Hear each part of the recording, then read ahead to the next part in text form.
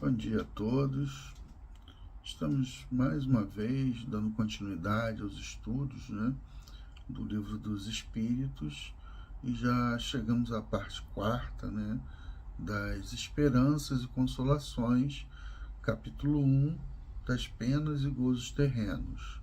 E os itens são felicidade e infelicidades relativas, perda dos entes queridos, decepções, ingratidão e afeições.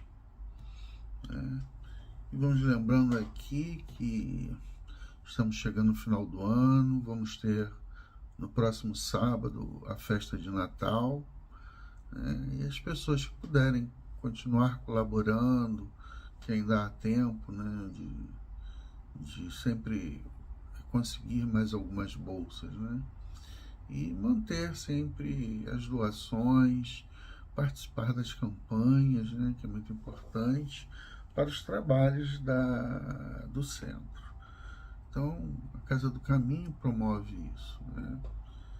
Então, é importante da nossa participação financeira ou física, estando lá, presente, ajudando a trabalhar dentro das tarefas que a casa nos proporciona. Vamos pedir aqui aos amigos espirituais da Casa do Caminho que nos ajude nesse estudo que vamos fazer na tarde de hoje, dando continuidade, aqui no estudo sistemático do Livro dos Espíritos. E começamos aqui na questão 920. Kardec pergunta: pode o homem gozar de completa felicidade na Terra?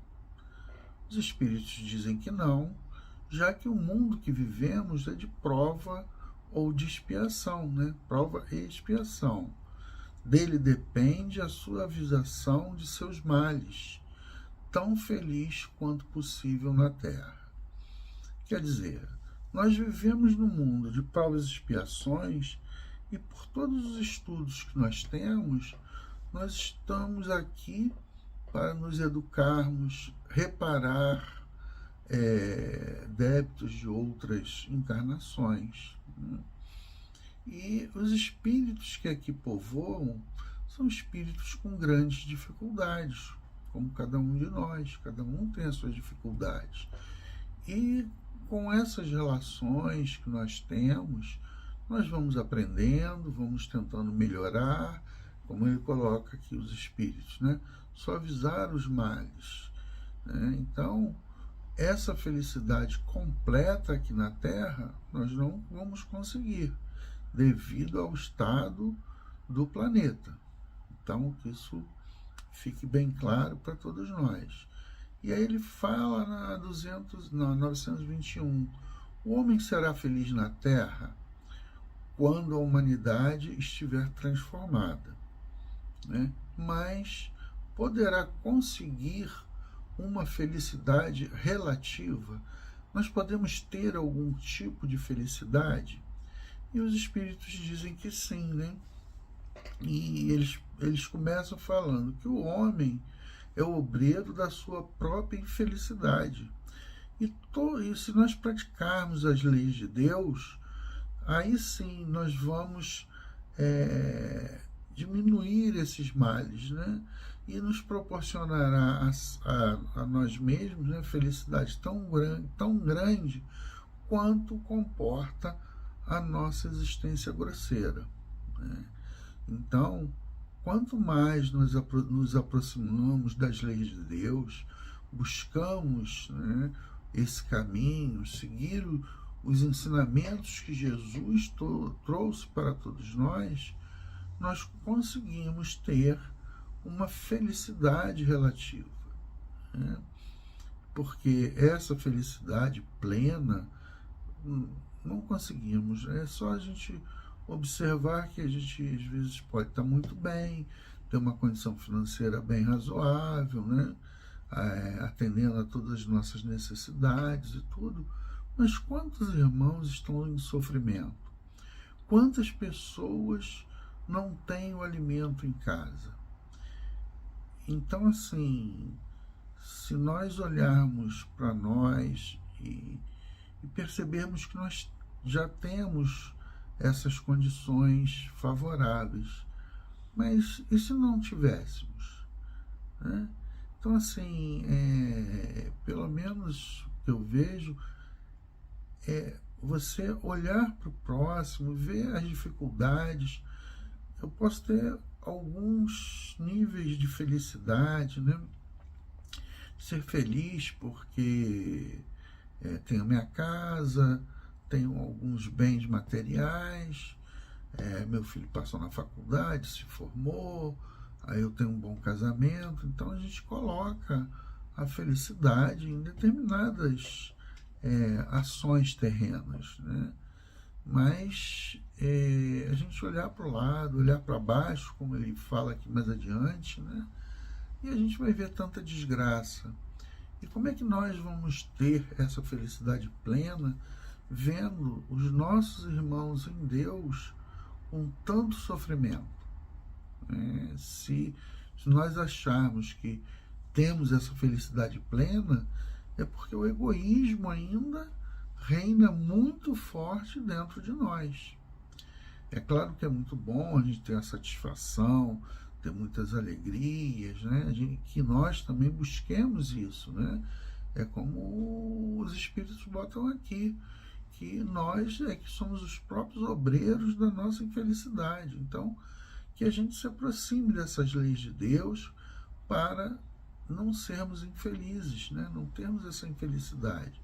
E sim, sermos mais, tentar ser felizes de acordo com o planeta, com a situação a qual nós vivemos aqui. Na 9:22 ele continuando, né? A felicidade terrestre é relativa à posição de cada um. O que basta para a felicidade de um constitui a desgraça de outro, né? Haverá, contudo, alguma soma de felicidade comum a todos os homens? Então, alguma coisa que seja comum, que possa dizer assim, olha, isso aqui significa uma felicidade geral, para todo mundo. E os Espíritos falam, em relação à vida material, é a posse do necessário, né? Então, se nós temos nosso alimento, se nós temos a nossa moradia, então tem situações dessa parte material, né, como bota, a posse do necessário, para que a gente possa ter a nossa vida, né, ter o mínimo necessário para ter um conforto, ter as alegrias, né, você poder saber que vai para sua casa, né, é uma alegria muito grande. Pelo menos foi uma das coisas que eu sempre botei como maior objetivo, né, era ter a minha casa, né? E com relação à vida moral, é a consciência tranquila e fé no futuro, né? Então, quando a gente age de acordo com as leis de Deus, né, a gente está agindo dentro dessa vida moral e vamos ter uma consciência tranquila, vamos entender, né, a doutrina nos explica muito bem isso, dessa vida que continua, né? A gente o que morre é o corpo físico, mas as experiências que o espírito passa na encarnação, ele leva com ele. É a única coisa que nós levamos. E eu trago aqui da filosofia espírita, pelo espírito Miramês, que ele diz o seguinte: o destino da alma é ser feliz, é amar em todas as dimensões em que possa engrandecer cada vez mais. A doutrina espírita, juntamente com Jesus, que é o seu sustentáculo, nos oferece, tanto na carne quanto no mundo espiritual, meios e métodos para verificar a nossa maturidade, despertando-nos para a vida real. A verdade começa a surgir nos nossos caminhos, nos dando mais segurança no avanço espiritual. Se queres sentir a existência da felicidade, deves cultivar a fé, que sempre tem sua base na oração, onde não podem faltar a sinceridade, a honestidade e a caridade. 923. O que para um é supérfluo não representará para o outro necessário e reciprocamente, de acordo com as posições respectivas, né? Quer dizer, tem coisas que para mim podem ser supérfluas, mas para o outro são coisas necessárias, né? E os espíritos respondem sim, conformemente às vossas ideias materiais, aos vossos preconceitos, à vossa ambição e às vossas ridículas extravagâncias, a que o futuro fará justiça quando compreenderdes a verdade. Na dúvida de que aquele que tinha 50.000 libras de renda, vendo-se reduzir a só ter 10.000, se considera muito desgraçado, por não mais poder fazer a mesma figura, né? Quer dizer, a gente às vezes perde um pouco, mas o que a gente ainda tem supre as nossas necessidades e ainda sobra, né? Só que nós estamos, muitas das vezes, acostumados a um padrão muito mais alto e com isso se acha que está em desgraça. É o que ele vem escrevendo aqui embaixo, né? E outras pessoas que estão ganhando muito menos do que essas 10 libras aqui, pelo exemplo dele, que sobrevivem e têm alegrias, buscam ser felizes, né? Tem resignação diante das provas. Então, são coisas que a felicidade depende muito do nosso estado espiritual, do que nós buscamos verdadeiramente, né? As coisas terrenas, elas vão ficar, títulos, casas, todos os bens materiais. E nós só vamos levar o que realmente nós conseguimos melhorar dentro da nossa vida, né? Como espíritos, nós somos uma individualidade. Então, cada itemzinho que a gente melhora, que a gente progride, que a gente adquire verdadeiramente, né, aquela virtude, isso é um ganho muito grande para o espírito. E isso vai ficar eternamente conosco. 924. Há males que independem da maneira de proceder. Quer dizer, o homem pode proceder bem, mas existem alguns que verdadeiramente se mantêm, né? E coloca aqui, nenhum meio, e que a gente não teria nenhum meio de evitar, né? Então, há males que independem da maneira do proceder, né? E que vem atingir os justos, né? E aí os espíritos nos respondem, né? Deve-se resignar-se e sofrê-los sem murmurar, se quer progredir, né? Então, a gente não tem como evitar esses males, mas nós temos que ter o quê? A ideia é que nós estamos aqui e podemos estar estamos submetidos, né, a causas anteriores às aflições. Então, coisas que vêm do passado nos atingem aqui, né? Então, é como ele coloca ali na pergunta, independente da nossa maneira de proceder.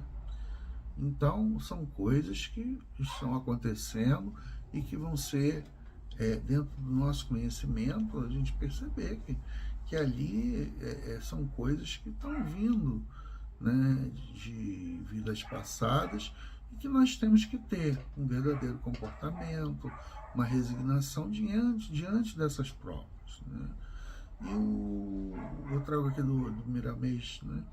O nosso dever diante de situações cujo recurso se encontra no tempo é resignar-se sem revolta, porque as raízes de muitos males estão no passado, que pulsa dentro da consciência como sendo o tribunal de Deus, instalado para nos ajudar na tranquilidade imperturbável que já conquistaram os espíritos puros. 925. Por que favorece Deus com dons da riqueza a certos homens que não parecem tê-los merecidos? Bom, a gente aqui também pode lembrar que nós estamos aqui e vamos experimentar certas provas, né? A prova da riqueza, tem hora que nós vamos experimentar a prova da riqueza, a prova da pobreza, né? Então, ora, um vem com essa prova, mas em outro momento ele virá com a prova também da pobreza, né? Então, que a gente também não fique olhando, achando que Deus é injusto e tem privilégios para uns e não agrada a outros, né? Então seria um Deus imparcial, né? Um Deus parcial. Então a gente pensar nisso, né? Ter essa ideia. E os espíritos nos respondem. Isso significa um favor aos olhos dos que apenas veem o presente, né?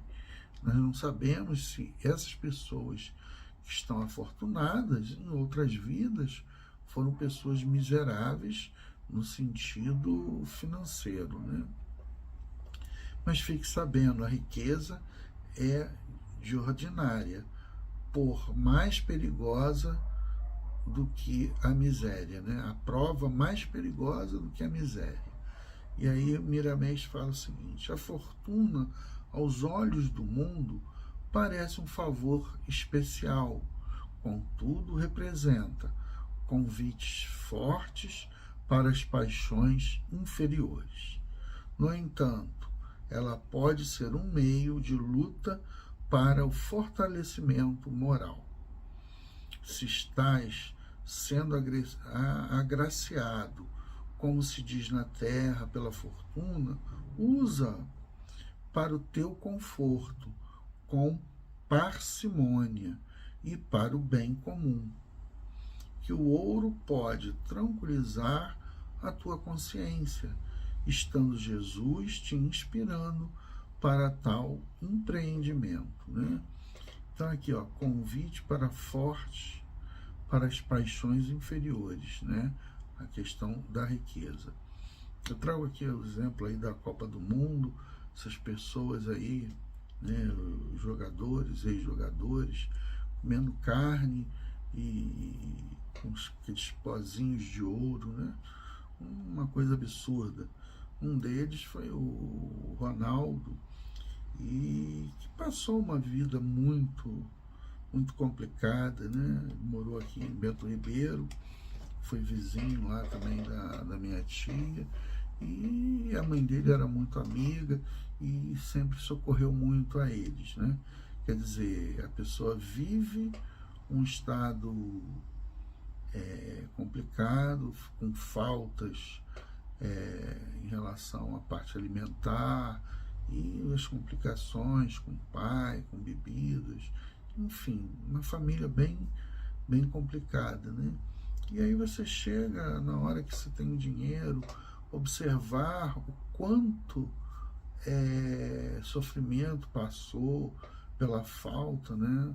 Até das próprias refeições diárias, né?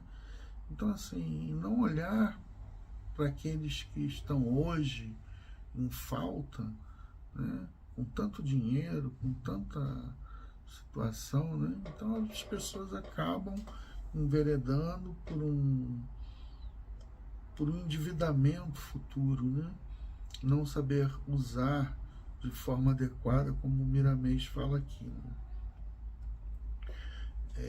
926.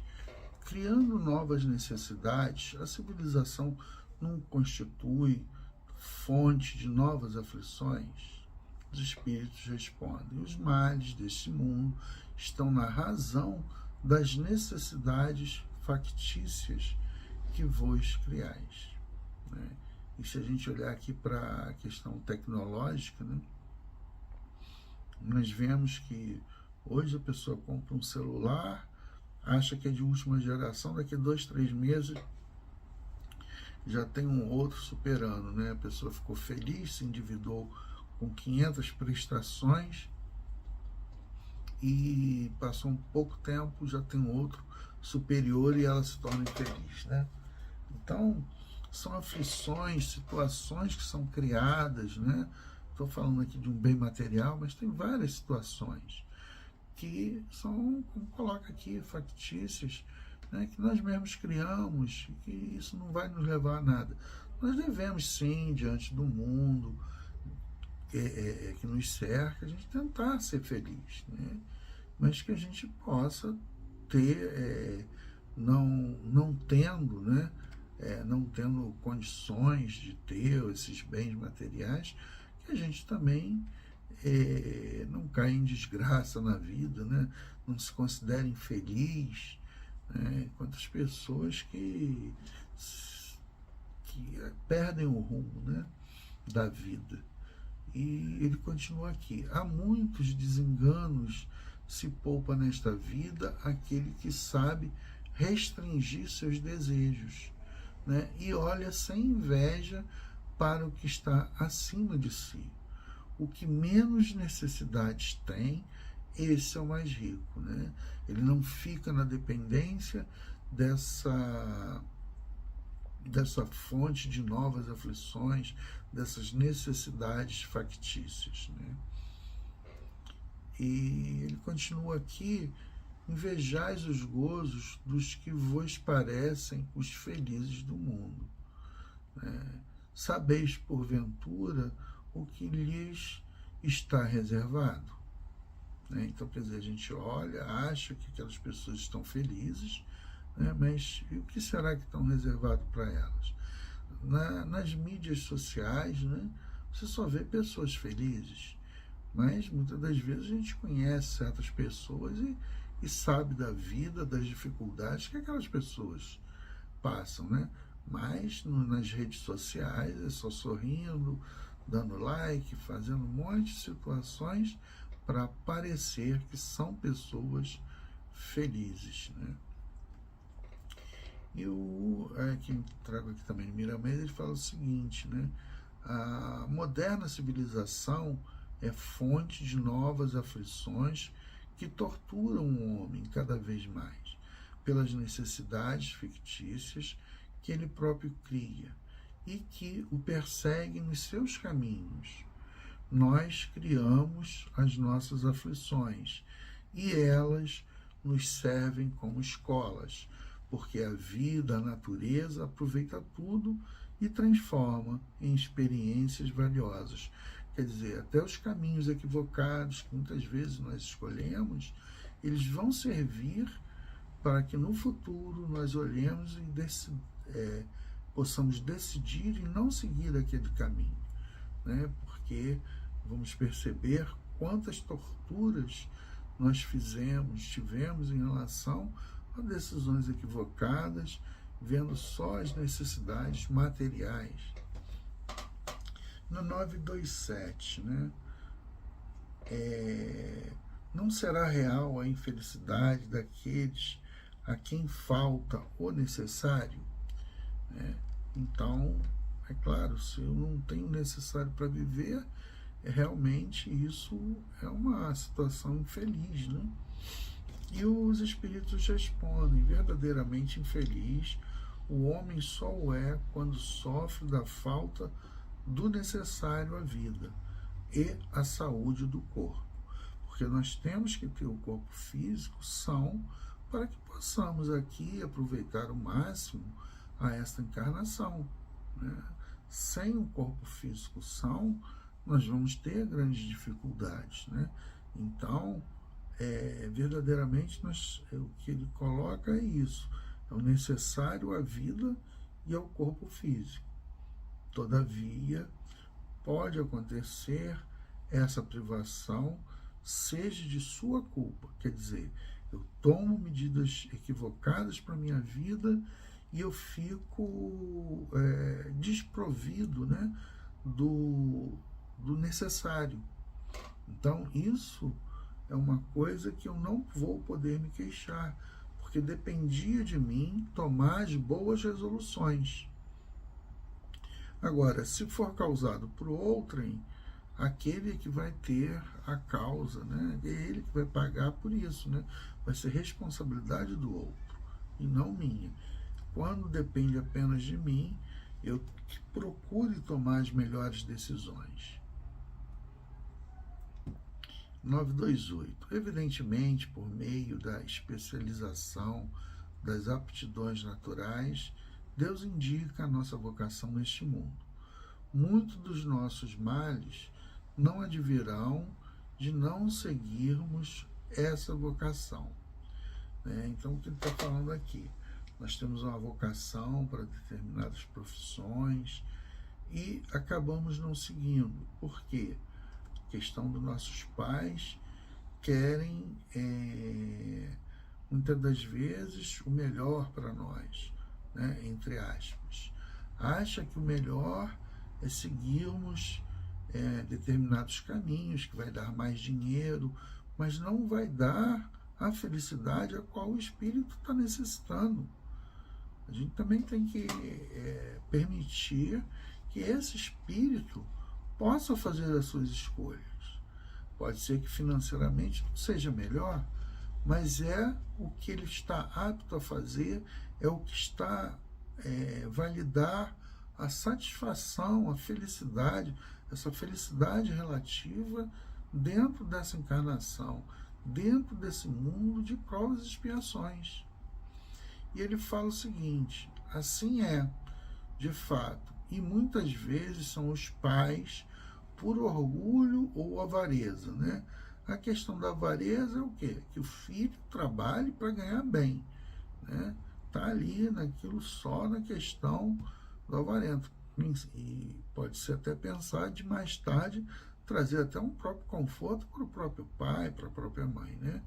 E o orgulho na questão de, se puder conduzir esse filho, essa filha, para uma situação financeiramente, né, estável, muito boa, ele ter esse orgulho. Não, ó, fui eu que incentivei, fui eu que busquei, mas não sabe se aquele espírito ali, que está naquele corpo, que veio como filho, se ele está se sentindo bem, se aquilo é adequado para ele, né?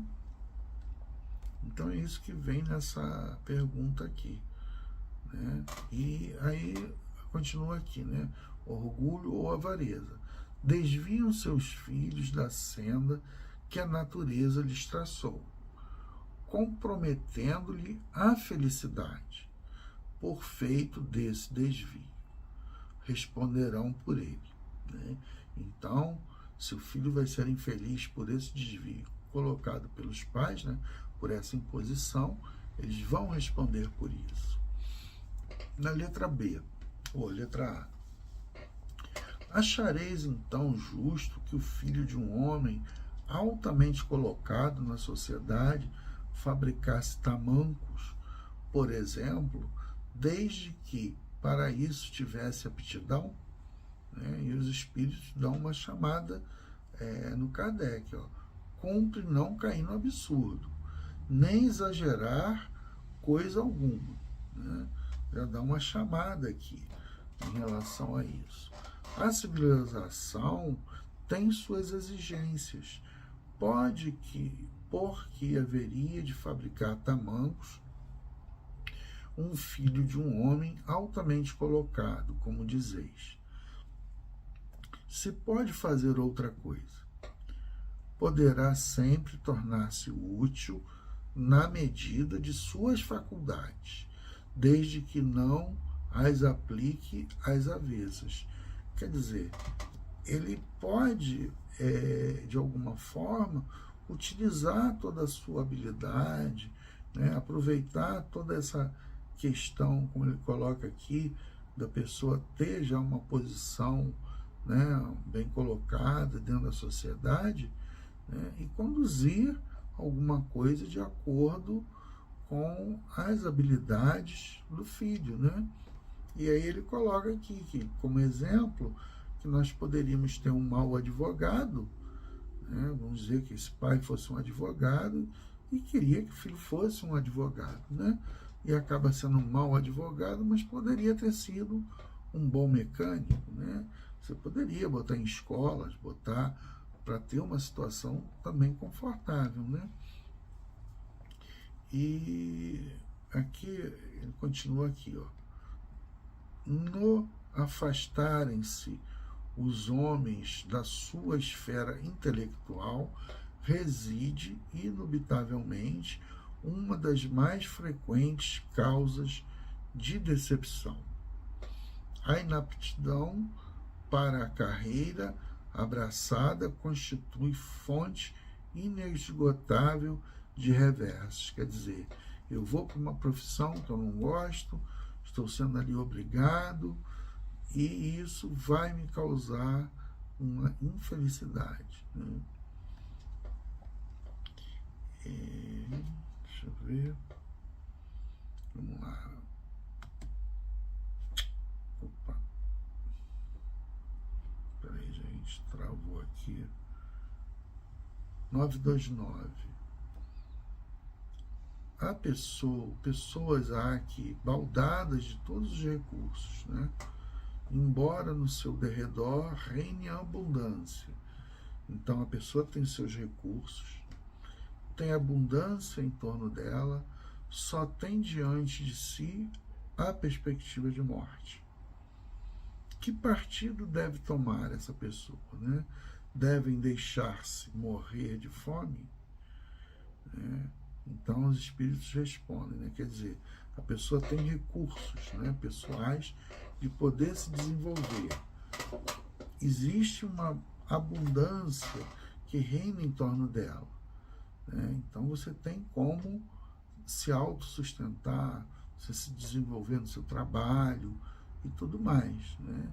Mas essa pessoa acaba não querendo, porque muitas das vezes vai se desviar do que ela acha que deveria ter para ela, né? Então os espíritos nos respondem: nunca ninguém deve ter a ideia de deixar-se morrer de fome, né? Isso é óbvio. O homem acharia sempre meios de se alimentar, se o orgulho não se colocasse entre a necessidade e o trabalho. Quantas pessoas que recusam um trabalho mais simples e preferem ficar sem o salário, ficar sem nada, passarem altas necessidades, porque antes tinha uma determinada posição, mas a vida trouxe algumas dificuldades e o que acaba aparecendo são trabalhos bem mais simples, uma situação financeira melhor. Mas e o orgulho para ele poder chegar e trabalhar, né? E, continuando aqui, costuma-se dizer: não há ofício desprezível. O seu estado não é o que desonra o homem. Isso é o que se fala. E os espíritos complementam. Isso, porém, cada um diz para os outros e não para si. Esses exemplos são para o outro, não para mim. É evidente que se não fossem os preconceitos sociais pelos quais se deixa o homem dominar, ele sempre acharia um trabalho qualquer que lhe proporcionasse meio de viver, embora deslocando-se da sua posição. 930. Aí no finalzinho, Kardec pergunta o seguinte: não há pessoas que se veem na impossibilidade de prover as suas necessidades em consequência de moléstias ou outras causas independentes da vontade dela? Claro que existe, né? Tem pessoas que sofrem acidentes, outras já podem vir com doenças pré-existentes, como eu falei lá no início, né? Causas anteriores às aflições. E os espíritos falam: numa sociedade organizada, segundo a lei do Cristo, ninguém deve morrer de fome. com uma organização social criteriosa e previdente, ao homem só por culpa sua pode faltar o necessário. Porém, suas próprias faltas são frequentemente resultados do meio onde se acha colocado. Quando praticar a lei de Deus, terá uma ordem social fundada na justiça e na solidariedade, e ele próprio também será melhor. Quer dizer, nós temos que ter uma sociedade que seja capaz de auxiliar sempre aqueles que estão nessa situação de moléstia, que tem a impossibilidade de trabalho, do seu sustento, né? Então, nós temos que ter uma vida dentro do que nós temos aqui, o auxílio a outras pessoas, né? Porque hoje são algumas pessoas que estão com dificuldades, mas amanhã podemos ser nós, né? Então a gente tem que ter uma sociedade que possa amparar a todos. 931. Porque são mais numerosos na sociedade a classe sofredora do que as felizes. E os espíritos advertem: nenhum é perfeitamente feliz. Todos nós que estamos aqui temos uma felicidade relativa, né? E ele coloca aqui, oculta pungentes aflições. Nós não conhecemos se as pessoas são felizes ou não. Elas têm dores internas que nós não conhecemos, né? E aí eu, passando aqui mais um pouquinho, as classes que chamais sofredoras são mais numerosas, por ser a Terra um lugar de expiação, né? Então, a gente tenha sempre essa compreensão de onde nós estamos posicionados, né? 932. Porque no mundo tão a miúde a influência dos maus espíritos sobrepuja dos bons? Por fraqueza deste, né? Fraqueza dos bons. Os maus são intrigantes, audaciosos. Os bons são tímidos. Quando estes o quiserem, preponderão, né? E Miramês fala o seguinte: o mal pode-se dizer na altura da compreensão mais elevada. Mais elevada não existe, né? Na altura da compreensão mais elevada não existe o mal. Somente o que tem vida eterna é o bem, o equilíbrio, a harmonia universal. Se desejas melhorar, pensa em Jesus, fala com Jesus, anda com Jesus, trabalha com Jesus, mas, acima de tudo, vive os preceitos do Mestre, como ele vive. Desta forma conhecerás a verdade, conhecendo a ti mesmo, né? 933. Assim como quase sempre o homem, o acusador de seus sofrimentos materiais, também o será de seus sofrimentos morais, né? Mais o orgulho ferido, a ambição frustrada, a ansiedade da avareza, a inveja, o ciúme, as paixões. Numa palavra, são torturas da alma, né? Então, quer dizer, o homem, ele sofre muito pela questão dos bens materiais, né? Então, o homem aqui, como ele bota aqui, o homem, o acusador de seus sofrimentos materiais, também o será de seus sofrimentos morais. 934.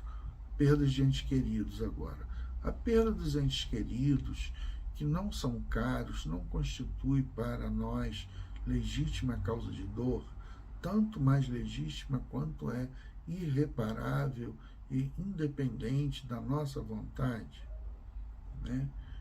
E os espíritos falam que a causa de dor atinge tanto o rico quanto o pobre, representa uma prova ou expiação e é comum à lei. Tendes, porém, uma consolação, né? Que é de nós podermos nos comunicar com os vossos amigos pelos meios que estão ao nosso alcance. Quer dizer, pelo sono, né, quando nós temos desprendimento,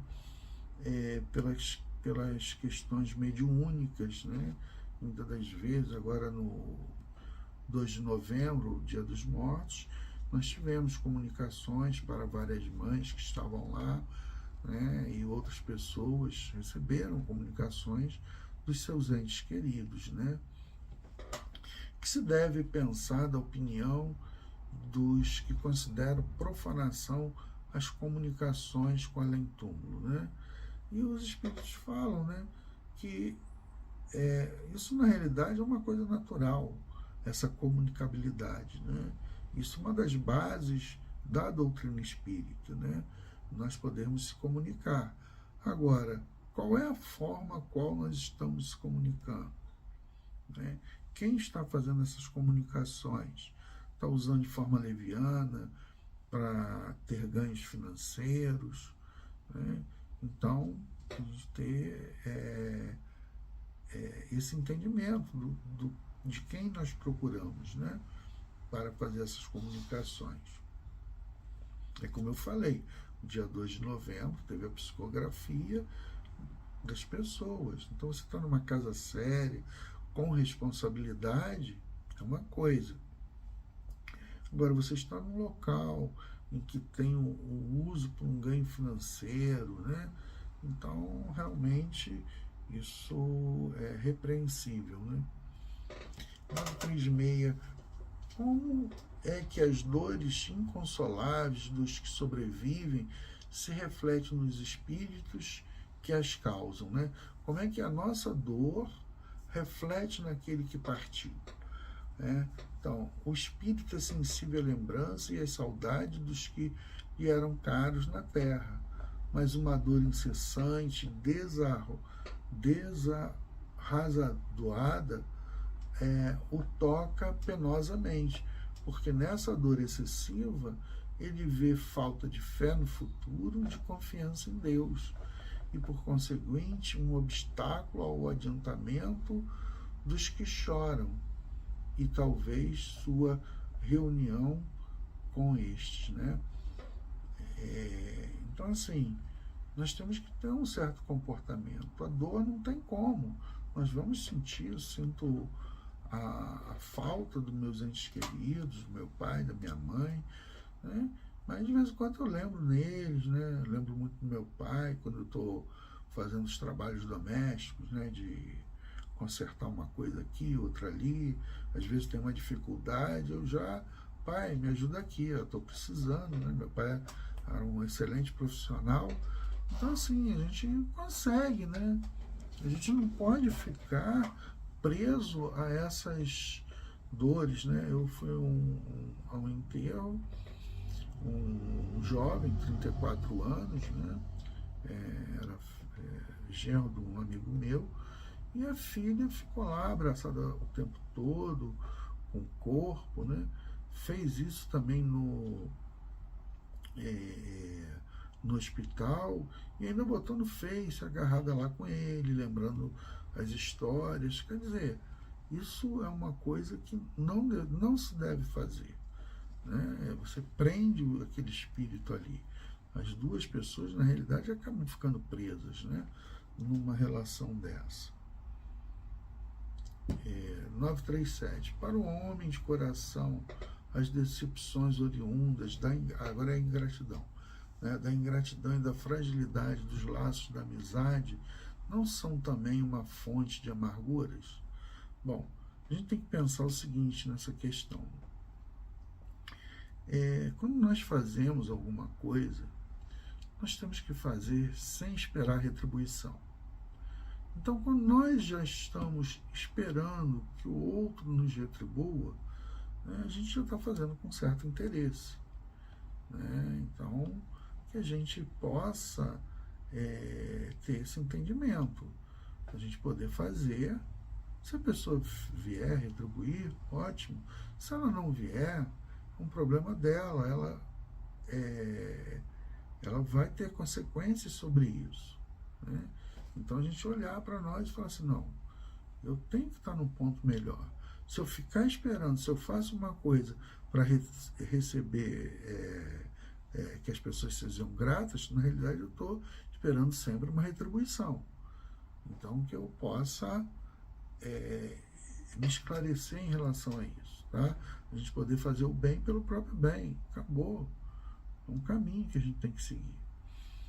E os espíritos aqui, eu pego aqui um trecho e falo assim, ó, lembrai-vos de que o próprio Jesus foi, quando no mundo, injuriado e menosprezado, tratado de velhaco e impostor, e não vos admireis de que o mesmo vos suceda, né?